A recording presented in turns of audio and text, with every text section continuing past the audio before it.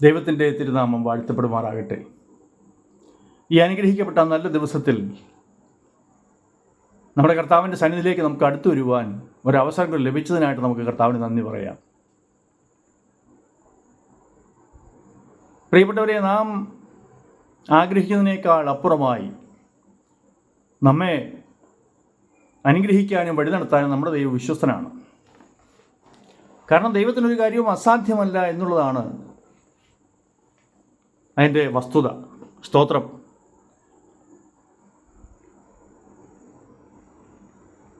റോമാലേഖനത്തിൽ 8-ാം അധ്യായത്തിൻ്റെ 28-ാമത്തെ വാക്യത്തിൽ നാം ഇങ്ങനെ വായിക്കുന്നു: എന്നാൽ ദൈവത്തെ സ്നേഹിക്കുന്നവർക്ക്, നിർണയപ്രകാരം വിളിക്കപ്പെട്ടവർക്ക് തന്നെ സകലവും നന്മയ്ക്കായി കൂടി വ്യാപരിക്കുന്നു. അതിൻ്റെ അർത്ഥം,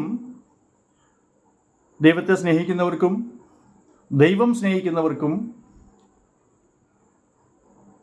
നല്ല നിലയിലുള്ള അനുഗ്രഹങ്ങൾ, നന്മകൾ ലഭിക്കും എന്നാണ് ആ വചനം ഉറപ്പിച്ച് പറയുന്നത്. എല്ലാം ദൈവം നന്മയ്ക്കായി തീർക്കും എന്നുള്ളതാണ് ആ വചനം നമുക്ക് ഉറപ്പ് നൽകുന്നത്. ഞാൻ നിങ്ങളുടെ മുൻപിലേക്ക് ഒരു സംഭവം കൊണ്ടുവരാം. രാജാക്കന്മാരുടെ 2-ാം പുസ്തകം 3-ാം അധ്യായത്തിൽ നാം ഒരു അത്ഭുതം കാണുന്നുണ്ട്. സ്തോത്രം.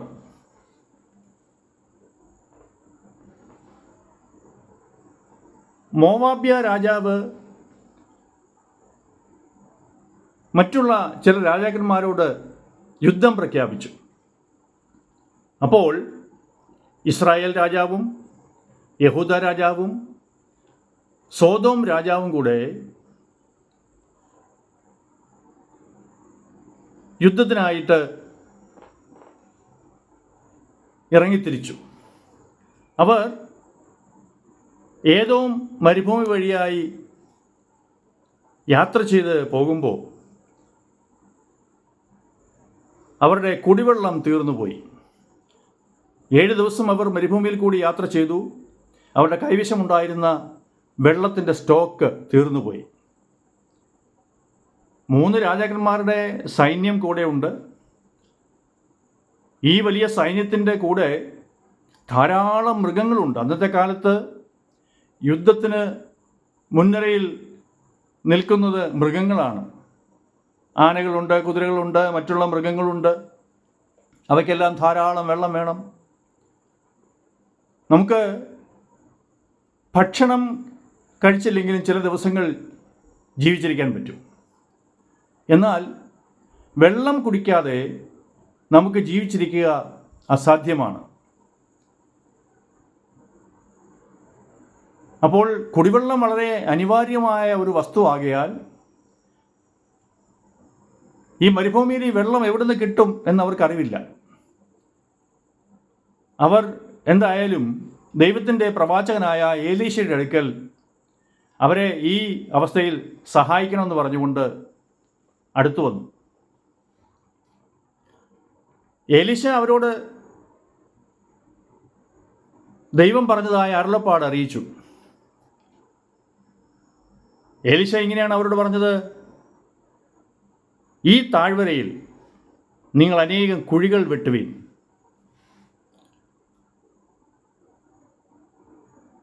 അവരൊന്നാമത് വെള്ളം കിട്ടാൻ മാർഗമില്ലാതെ ക്ഷീണിച്ച് വലഞ്ഞു വന്നിരിക്കുകയാണ്. അവരോട് പ്രവാചകൻ പറഞ്ഞത്, നിങ്ങൾ ഈ താഴ്വരയിൽ അനേകം കുഴികൾ വെട്ടുവീൻ എന്നാണ്.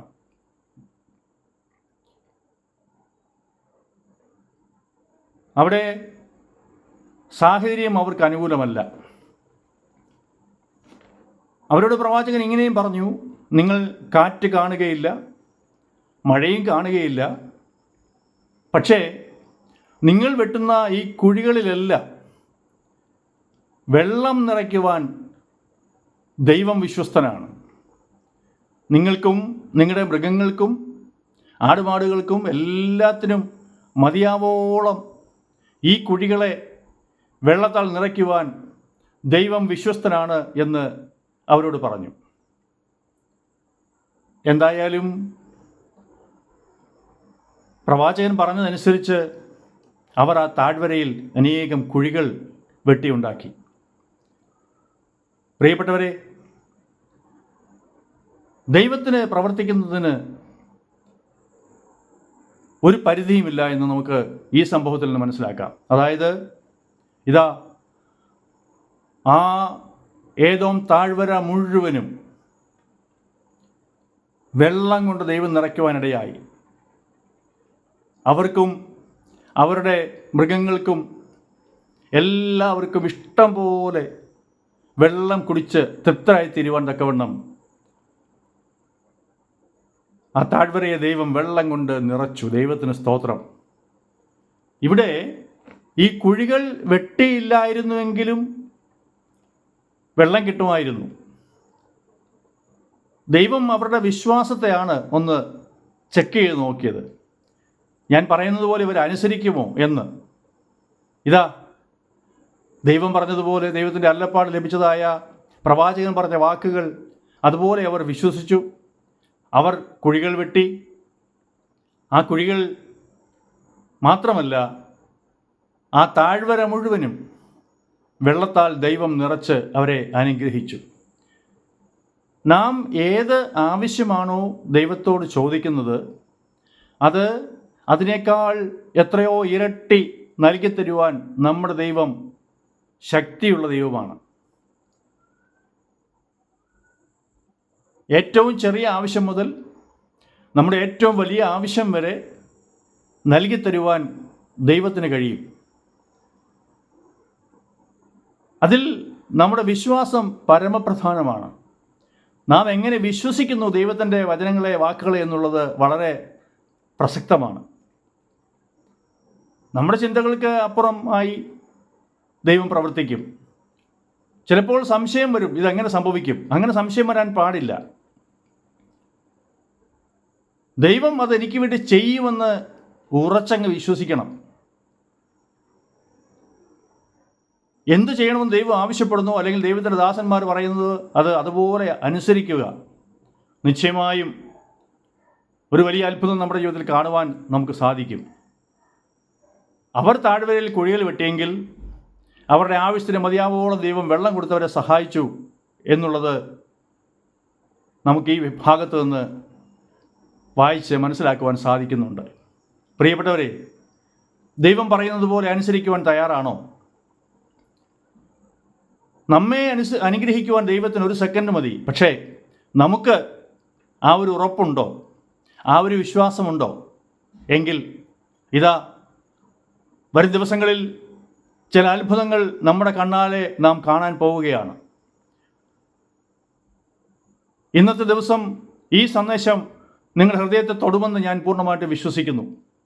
ഏതെങ്കിലും ഭാരമേറിയ വിഷയത്തിന്മേൽ ആകുലചിത്തരായി നിങ്ങൾ ഇരിക്കുകയാണെങ്കിൽ ഈ സന്ദേശം നിങ്ങൾക്ക് ഒരാശ്വാസവും ഒരു അനുഗ്രഹവുമായി തീരുമെന്ന് ഞാൻ പൂർണ്ണമായിട്ടും വിശ്വസിക്കുന്നു. നാം പ്രാർത്ഥിക്കുന്നതും ആഗ്രഹിക്കുന്നതുമായ വിഷയങ്ങൾക്ക് മറുപടി നൽകി നമ്മെയും മാനിപ്പാൻ നമ്മുടെ കർത്താവ് വിശ്വസ്തനാണ്. അതുകൊണ്ട് സന്തോഷത്തോടെ ഇരിക്കുക, പ്രത്യാശയോടെ ഇരിക്കുക, ഉറപ്പും ധൈര്യമുള്ളവരായിരിക്കുക.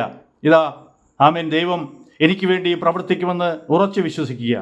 ഈ വചനങ്ങളാൽ ദൈവം നിങ്ങളെ ധാരാളമായി അനുഗ്രഹിക്കുകയും സഹായിക്കുകയും ചെയ്യുമാറാകട്ടെ. കരിസ്മ പ്രയർ മിനിസ്റ്ററുടെ എല്ലാ പ്രാർത്ഥനയും പ്രിയപ്പെട്ടവരെ നിങ്ങളോടൊപ്പം ഉണ്ട്. ദൈവം നിങ്ങളെ ധാരാളമായിട്ട് അനുഗ്രഹിക്കട്ടെ. God bless you. Thank you.